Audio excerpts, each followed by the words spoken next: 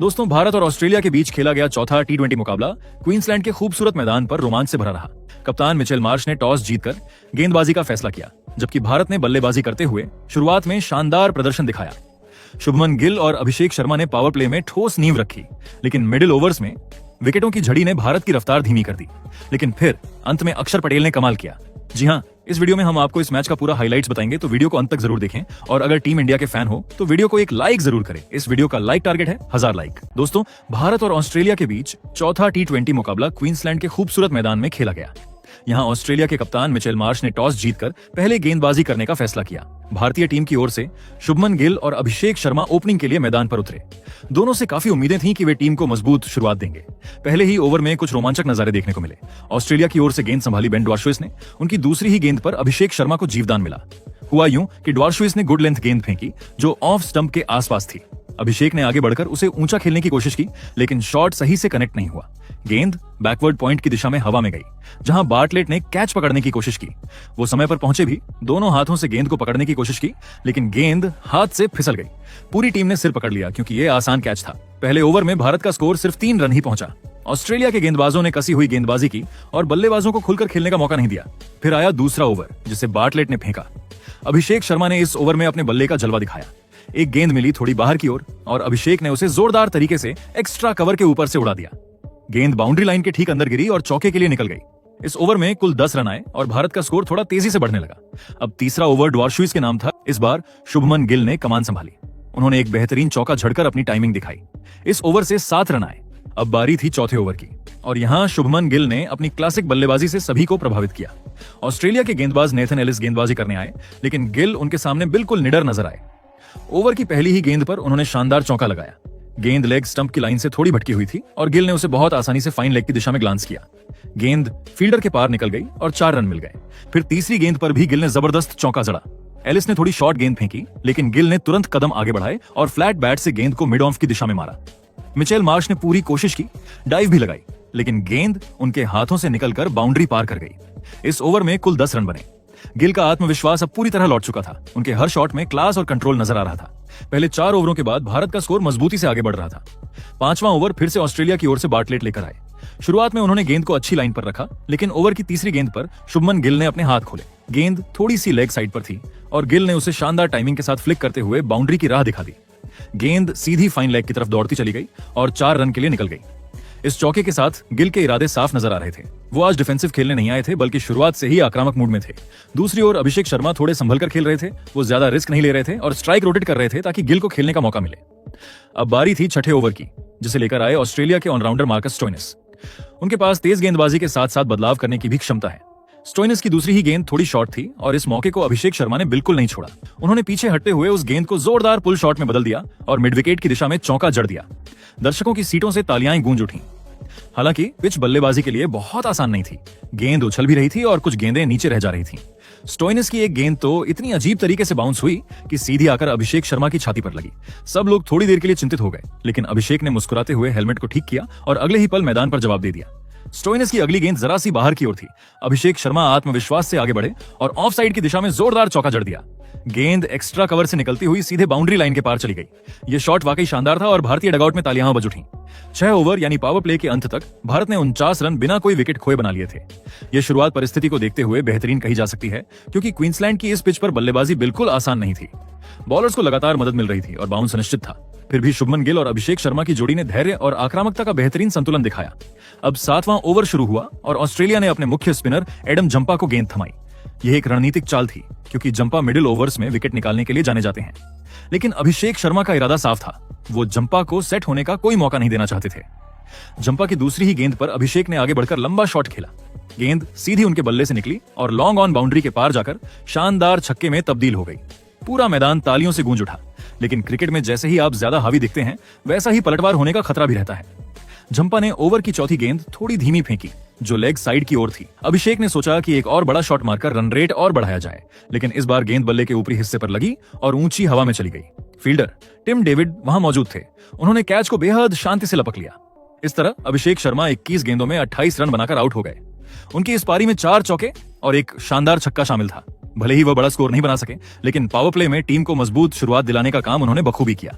अब team India ने तीसरे नंबर पर शिवम दुबे को प्रमोट किया।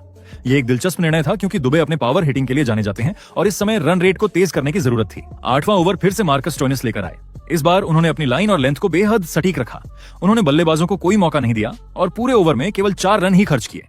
भारतीय बल्लेबाजों को यहां थोड़ी मुश्किल हुई, लेकिन फिर भी टीम ने शुरुआती 8 ओवर में बिना किसी परेशानी के मजबूत नींव रखती थी। इसके बाद 9वें ओवर में गेंदबाजी करने आए बेन डवारशुइस। उन्होंने शुरुआत की अपनी पहली ही गेंद से, लेकिन भारत के नए बल्लेबाज शिवम दुबे ने कोई देर नहीं लगाई और आते ही अपना दम दिखा दिया। ऑफ साइड पर थोड़ी चौड़ी गेंद मिली और दुबे ने उस पर जोरदार कट शॉट लगाया। गेंद तेजी से पॉइंट और कवर के बीच से निकलती हुई बाउंड्री तक जा पहुंची। हालांकि डवारशुइस ने उसके बाद बेहतरीन वापसी की। उन्होंने लाइन और लेंथ पर नियंत्रण रखते हुए अगली 5 गेंदों में सिर्फ 5 रन दिए। उनके बदलाव भरे स्पेल ने बल्लेबाजों को खुलकर खेलने का ज्यादा मौका नहीं दिया। इस तरह 9वें ओवर में कुल 9 रन आए और भारत का रन रेट फिलहाल स्थिर रहा। अब 10वां ओवर लेकर आए बार्टलेट, जिन्होंने अपनी पिछली गेंदबाजी से प्रभावित किया था। इस बार उन्होंने शुरुआत से ही कसी हुई गेंदबाजी की। उनकी गेंदें ऑफ स्टंप के बाहर हल्के मूवमेंट के साथ आईं, जिससे गिल और दुबे दोनों को सावधानी से खेलना पड़ा। इस ओवर में कोई बड़ी हिट देखने को नहीं मिली। कुछ सिंगल्स और डबल्स के जरिए भारत ने बस 4 रन जुटाए। 10 ओवर पूरे होने के बाद भारत का स्कोर 1 विकेट पर 75 रन था। शुभमन गिल 33 रन पर खेल रहे थे, जबकि शिवम दुबे 11 रन बनाकर उनका साथ निभा रहे थे। शुरुआती ओवरों की तुलना में रनगति थोड़ी धीमी पड़ गई थी, लेकिन विकेट हाथ में होने के कारण टीम एक मजबूत स्थिति में थी। अब जरूरत थी मिडिल ओवर्स में एक तेज झटका देने की, जिससे स्कोर फिर से रफ्तार पकड़ सके। 11वां ओवर ऑस्ट्रेलिया के मुख्य स्पिनर एडम जंपा लेकर आए। जंपा को जैसे ही गेंद मिली, मैदान पर उत्सुकता बढ़ गई, क्योंकि भारत के दोनों बल्लेबाज उन्हें अटैक करने के मूड में दिख रहे थे। ओवर की पहली गेंद पर दोनों ने सावधानी दिखाई, लेकिन दूसरी ही गेंद पर शिवम दुबे ने अपना रुख साफ कर दिया। जंपा ने थोड़ी फ्लाइट दी और दुबे ने बिना देर किए आगे बढ़कर गेंद को लॉन्ग ऑन के ऊपर से ऊंचा और लंबा छक्का जड़ दिया। गेंद इतनी ऊंचाई में गई कि कुछ पल के लिए कैमरे से ही गायब हो गई। हालांकि इस शानदार छक्के के बाद दुबे ज्यादा आगे नहीं बढ़ पाए। जांपा ने ओवर की बाकी गेंदों में नियंत्रण रखा, जिससे कोई और बाउंड्री नहीं निकली। इस ओवर से कुल 13 रन आए, जिससे भारत की रणगति में थोड़ी तेजी लौटी। अब 12वां ओवर लेकर आए तेज गेंदबाज नेथन एलिस। वो अपने बदलाव भरे गेंदबाजी के लिए जाने जाते हैं और उन्होंने तुरंत प्रभाव भी दिखाया। ओवर की शुरुआत उन्होंने धीमी गेंद से की और भारतीय बल्लेबाजों को उसकी रफ्तार समझने में थोड़ी मुश्किल हुई। फिर ओवर की तीसरी गेंद पर एलिस ने वो किया जिसकी ऑस्ट्रेलिया को उम्मीद थी। उन्होंने एक बेहतरीन स्लोअर डिलीवरी डाली। गेंद दिखने में फुल लग रही थी, लेकिन रफ्तार बहुत कम थी। शिवम दुबे ने सोचा कि यह हिट करने लायक गेंद है और उन्होंने पूरे जोर से शॉट खेलने की कोशिश की, लेकिन गेंद टाइम नहीं हो पाई, बल्ले के बीच में नहीं लगी और सीधी जाकर स्टंप से टकरा गई। शिवम दुबे 18 गेंदों में 22 रन बनाकर बोल्ड हो गए। उन्होंने एक चौका और एक लंबा छक्का जरूर लगाया था, लेकिन अपनी पारी को लंबा खींच नहीं पाए। भारत का दूसरा विकेट 88 रन के स्कोर पर गिरा। अब बल्लेबाजी के लिए मैदान में आए भारतीय कप्तान सूर्यकुमार यादव। 13वां ओवर गेंदबाजी करने के लिए फिर से आए एडम जंपा, लेकिन भारतीय कप्तान सूर्यकुमार यादव पहले से ही तय कर चुके थे कि वे जंपा को दबाव में रखेंगे। ओवर की पहली 2 गेंदों पर दोनों बल्लेबाजों ने सिंगल्स लेकर स्ट्राइक रोटेट की, लेकिन तीसरी गेंद पर आया असली धमाका। जंपा ने थोड़ी फ्लाइट देकर गेंद फेंकी और सूर्यकुमार यादव ने उस पर अपना पसंदीदा स्लॉग स्वीप शॉट खेला। हालांकि गेंद बल्ले के बीच में नहीं लगी, टॉप एज लग गया, लेकिन किस्मत उनके साथ थी। गेंद ऊंचाई लेते हुए लेग साइड की बाउंड्री पार कर सीधी छक्के के लिए चली गई। जंपा हैरान रह गए। ये गेंद असल में गलत टाइम हुई थी, मगर नतीजा शानदार मिला। लेकिन सूर्यकुमार यहीं नहीं रुके। चौथी गेंद पर उन्होंने फिर वही शॉट दोहराया। इस बार टाइमिंग कमाल की थी। गेंद सीधी मिड विकेट की दिशा में उड़ी और भीड़ के बीच जाकर गिरी। लगातार 2 छक्कों से उन्होंने ऑस्ट्रेलियाई गेंदबाजों पर दबाव बढ़ा दिया। जंपा के इस ओवर में कुल 18 रन आए और अब तक उन्होंने अपने 3 ओवरों में 40 रन लुटा दिए थे। इसके बाद 14वां ओवर लेकर आए मार्कस स्टोइनिस। उन्होंने शुरुआत में गिल के खिलाफ एलबीडब्ल्यू की जोरदार अपील की, जिसे अंपायर ने आउट करार दे दिया, लेकिन गिल ने तुरंत डीआरएस ले लिया। रिप्ले में साफ दिखा कि गेंद बल्ले को छूकर पैड पर लगी थी, इसलिए फैसला पलट गया और गिल बच गए। भारतीय ड्रेसिंग रूम ने राहत की सांस ली। इस ड्रामाई पल के बाद गिल ने गियर बदला। ओवर की तीसरी गेंद पर उन्होंने मैदान का सबसे लंबा हिस्सा पार करते हुए एक भव्य छक्का जड़ा। गेंद इतनी दूर गई कि वह स्टेडियम के ऊपरी हिस्से में जा गिरी। ये छक्का गिल की पारी में जान फूंक गया, क्योंकि अब तक वे लगभग 1 रन प्रति गेंद की रफ्तार से खेल रहे थे। इस ओवर से भारत को 13 रन मिले और टीम का स्कोर तेजी से आगे बढ़ने लगा, लेकिन अगले ओवर में किस्मत गिल का साथ नहीं दे सकी। 15वें ओवर की पहली ही गेंद पर नाथन एलिस ने उन्हें क्लीन बोल्ड कर दिया। एलिस ने अपनी पहचान वाली स्लोअर बॉल यानी हाथ के पीछे से छोड़ी गई गेंद का इस्तेमाल किया। गिल ने उसे पढ़ा नहीं, शॉट खेलने की कोशिश में चूक गए और गेंद सीधी स्टंप्स में जा घुसी। गिल ने 39 गेंदों में 46 रन बनाए। एक सदी हुई, लेकिन कुछ धीमी पारी। उनके आउट होते ही भारत को 121 रन के स्कोर पर तीसरा झटका लगा। अब बल्लेबाजी के लिए आए युवा खिलाड़ी तिलक वर्मा। उनसे उम्मीद थी कि वो रणगति को बरकरार रखेंगे, लेकिन एलिस इस वक्त जबरदस्त लय में थे। उन्होंने पूरे ओवर में शानदार गेंदबाजी की, लेंथ पर गेंद डाली, स्पीड में बदलाव किया और भारतीय बल्लेबाजों को रोक दिया। इस 15वें ओवर में केवल 4 रन बने। अब 15 ओवर के बाद भारत का स्कोर था 3 विकेट पर 125 रन। रन रेट अब थोड़ा गिर चुका था और टीम को बड़े शॉट्स की सख्त जरूरत थी। 16वां ओवर लेकर आए बाटलेट। उन्होंने आते ही भारत को एक और बड़ा झटका दे दिया। ओवर की पहली ही गेंद पर कप्तान सूर्य कुमार यादव आउट हो गए। उन्होंने एक बार फिर हवा में शॉट खेलने की कोशिश की, लेकिन गेंद बैक ऑफ ए लेंथ थी, पूरी तरह टाइम नहीं हो पाई। गेंद ऊंचाई में गई पर दूरी नहीं ले सकी। फील्डर टिम डेविड ने डीप मिड विकेट पर एक मुश्किल कैच शानदार तरीके से पकड़ लिया। हालांकि गेंद उनके हाथों से लगभग फिसल गई थी, लेकिन उन्होंने आखिरी पल में उंगलियों के सिरों से कैच को थाम लिया। इस तरह सूर्य कुमार यादव की पारी 20 रन की रही, जो उन्होंने बहुत तेजी से खेली थी। भारत को एक 125 के स्कोर पर चौथा झटका लगा और अब जिम्मेदारी आई नई जोड़ी पर, तिलक वर्मा और जितेश शर्मा। जितेश शर्मा मैदान पर आते ही शांत दिखे, जबकि बार्टलेट अपनी लय में थे। उन्होंने इस ओवर में शानदार नियंत्रण दिखाया और भारतीय बल्लेबाजों को खुलकर खेलने का मौका नहीं दिया। ओवर में कुल 6 रन आए। 17वां ओवर शुरू होते ही भारत को एक और बड़ा झटका लगा। एडम जंपा ने टीम इंडिया का 5वां विकेट झटक लिया।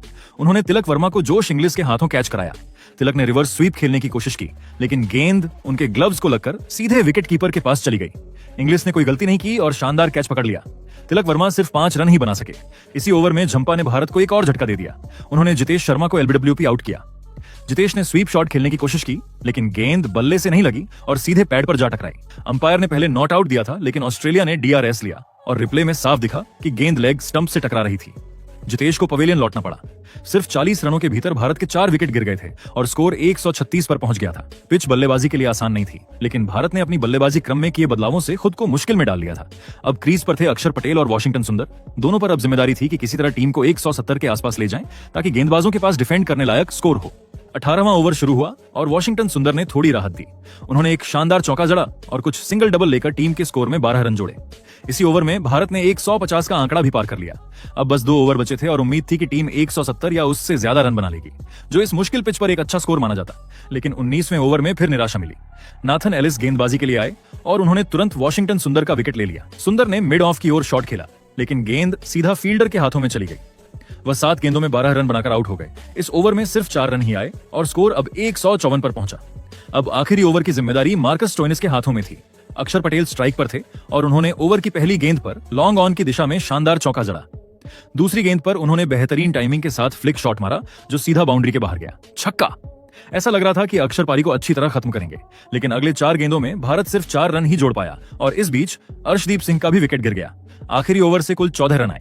टीम इंडिया ने पूरे 20 ओवरों में 8 विकेट खोकर 167 रन बनाए। अक्षर पटेल 11 गेंदों में 21 रन बनाकर नाबाद लौटे। भारत के लिए शुरुआत अच्छी रही थी, लेकिन बीच के ओवरों में लगातार विकेट गिरने से बड़ा स्कोर नहीं बन पाया। ऑस्ट्रेलिया की ओर से एडम जैम्पा और नाथन एलिस सबसे सफल गेंदबाज रहे। दोनों ने 3-3 विकेट झटके। तो दोस्तों, आप लोग की इसके बारे में क्या राय है कि इंडियंस की बैटिंग को फर्दर जो है कौन सी चीज़ इंप्रूव करनी चाहिए? और सूर्य कुमार यादव हर बार जो है आउट हो जाता है, बाकी अभिषेक शर्मा जो है अच्छा नहीं खेल रहा है। शुभमन के लिए कोई अल्फाज और टारगेट मतलब 167 का था, तो कैसा रहा? बाकी आप लोगों को क्या ख्याल है कि इंडियंस जो है कैसी जा रही है, बैटिंग कोलैप्स हो रही है या सही जा रही है? फर्दर जो है इम्प्रूवमेंट करनी चाहिए इंडियंस की बैटिंग लाइनअप को। कीमती राय जो है कमेंट्स में लाजमी बताएं। शुक्रिया।